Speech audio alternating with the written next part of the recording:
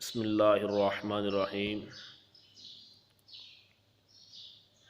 رب اشرح لی صدری ویسر لی امری واحلل عقدۃ من لسانی یفقہوا قولی۔ عزیزان گرامی، آج کا ہمارا سبق چند فقہی اصطلاحات کے حوالہ سے ہوگا، جس میں آپ فقہ کے اندر جو قرآن و حدیث کی روشنی میں مسائل بیان کیے جاتے ہیں ان میں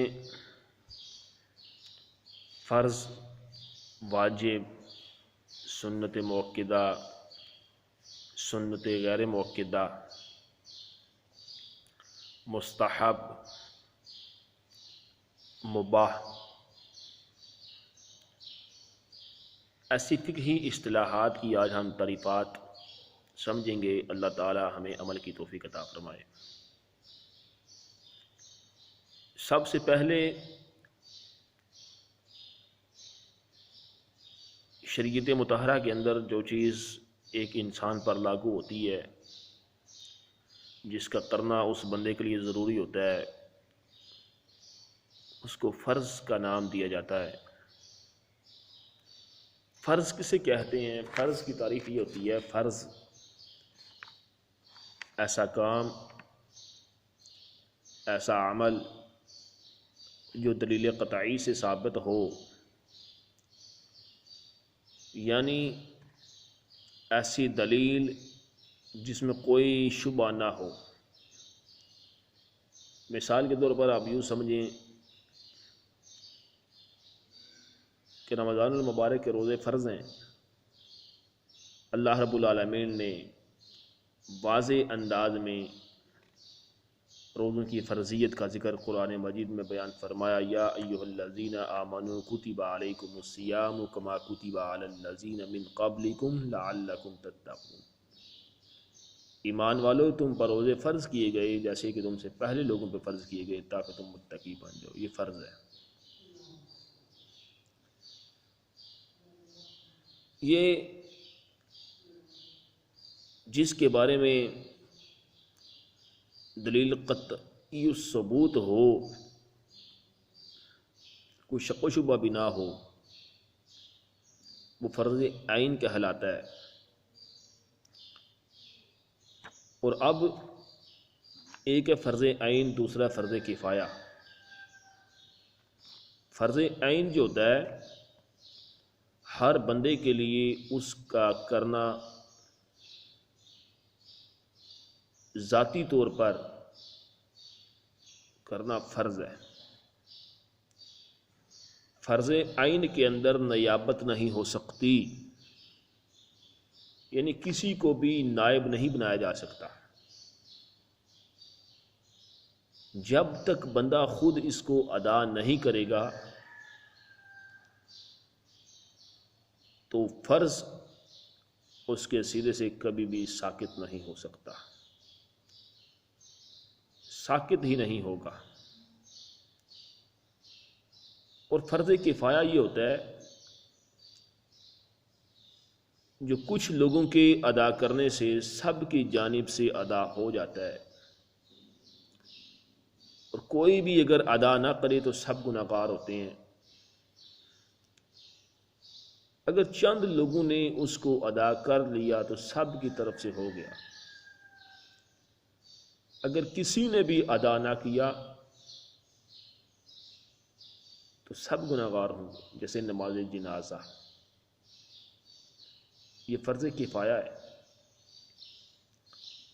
دوسری پنجگانہ نماز، فجر، ظہر، عصر، مغرب، عشاء، یہ فرض عین ہے۔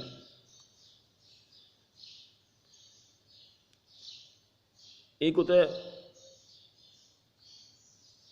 سنت مؤکدہ، دوسرا غیر مؤکدہ۔ مؤکدہ وہ سنت جس کو حضور صلی اللہ علیہ وسلم نے ہمیشہ کیا ہو، البتہ بیان جواز کے لیے کبھی ترک بھی کیا ہو، تاکید کی ہو۔ حضور علیہ السلام نے بیان جواز کے لیے، یعنی اس کو چھوڑا بھی ہو،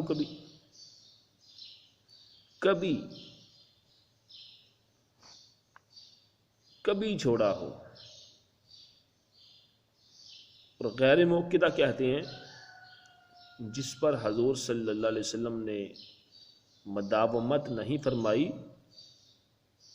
اور نہ اس کے کرنے کی آقا کریم صلی اللہ علیہ وسلم نے تاکید فرمائی، لیکن شریعت مطہرہ میں اس کے ترک کو ناپسند جانا ہو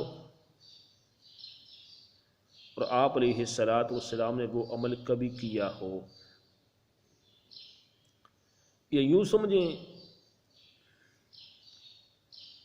جس کے کرنے پہ ثواب ہے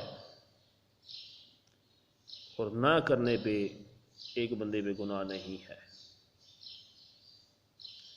حضور نے ان پر مداومت نہیں فرمائی، غیر موقدہ میں تاکید نہیں کی، سختی نہیں فرمائی۔ موقدہ میں آقا کریم صلی اللہ علیہ وسلم تاکید فرمائی، جس طرح آقا کریم صلی اللہ علیہ وسلم نے ارشاد فرمایا جس بندے نے صبح و شام 12 رکعات نماز کی حفاظت کی، اللہ رب العالمین ایسے خوش نصیب بندے کے لیے جنت کے اندر ایک محل تیار فرمائے گا۔ جس طرح 2 سنت فجر کی موقدہ، 4 سنت ظہر کی موقدہ فرضوں سے پہلے، 2 سنت موقدہ فرض کے بعد، 2 سنت موقدہ مغرب کی 3 فرضوں کے بعد، اور 2 سنت موقدہ عشاء کی 4 فرضوں کے بعد، یہ موقدہ ہیں، ان کا پڑھنا ضروری ہے۔ اور حضور سید عالم شفیع معظم علیہ السلام نے ایسے عمل کو ہمیشہ کیا ہے، اور کبھی آقا کریم نے ان کو ترک بھی فرمایا ہے کہ امت کے لیے ترک کرنے کا جواز بھی پیدا ہو جائے۔ یہ جو ترک کرنے کا جواز پیدا ہو جائے، یہ حضور سید عالم شفیع معظم علیہ السلام شدید مجبوری کی بنا پر ایسا آقا کریم صلی اللہ علیہ وسلم نے اپنی زندگی مبارکہ میں یہ عمل کیا ہے۔ اللہ تعالی ہمیں فرض اور سنن کے جو احکامات ہیں ان کو سمجھنے کی توفیق عطا فرمائے، اور تمام احباب سے گزارش ہے کہ میرے اس پیج کو ضرور لائک کیجئے، سبسکرائب بھی کیجئے۔ اللہ تعالی ہمیں دین متین کی سوجھ بوجھ کما حق کو عطا فرمائے۔ وما علیہ الا البلاغ۔